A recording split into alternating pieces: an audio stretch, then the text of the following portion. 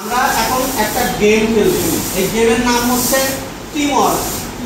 ঠিক আছে, তো আমরা এই টিম ওয়ার্কের গেমটা যে খেলবো এর জন্য আমাদের 4 জন পার্টিসিপেন্ট নিয়েছি। আমরা দেখার চেষ্টা করব টিম ওয়ার্ক ছাড়া যে একটা ভালো সাফল্য অর্জন করা যায় না তার একটা নমুনা দেব। এখানে একটা কলম আছে, হ্যাঁ, কলমটা আমি এখানে রাখলাম। আমি আপনাদের সবার হাতে কলম আছে না? আপনাদের কলমগুলো হাতে নেওয়ার জন্য অনুরোধ করব।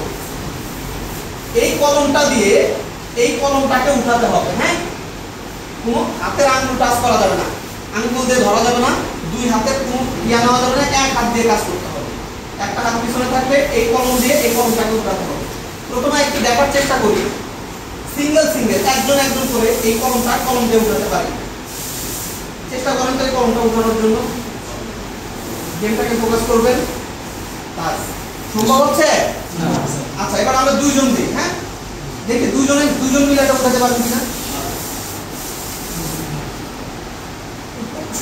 উঠে নাই, শূন্য উঠাতে হবে, হ্যাঁ, দুজনে সম্ভব হয়েছে? দেখি 3 জন মিলে হয় কিনা। শূন্য উঠাতে হবে বুক বরাবর, সময় খুবই কম হইতেছে না? ওকে, এবার 4 জন মিলে দেই, দেখি 4 জনে হয় নাকি। প্ল্যান করতে হবে, প্ল্যান করে উঠাতে হবে। শূন্য উঠাইছে? একদম ছোট্ট একটা গেমে কিন্তু আমরা বুঝে গেলাম এমন কিছু কাজ রয়েছে যেগুলো টিম ওয়ার্ক ছাড়া করা সম্ভব না। তার ছোট্ট একটা উদাহরণ পাইলাম এই কলম দিয়ে এই গেমটা খেলে। ভালো লাগছে আপনাদের? বুঝতে পারছেন টিম ওয়ার্কের বিষয়টা? ধন্যবাদ সবাইকে। জায়গাটা বসেন। ওকে।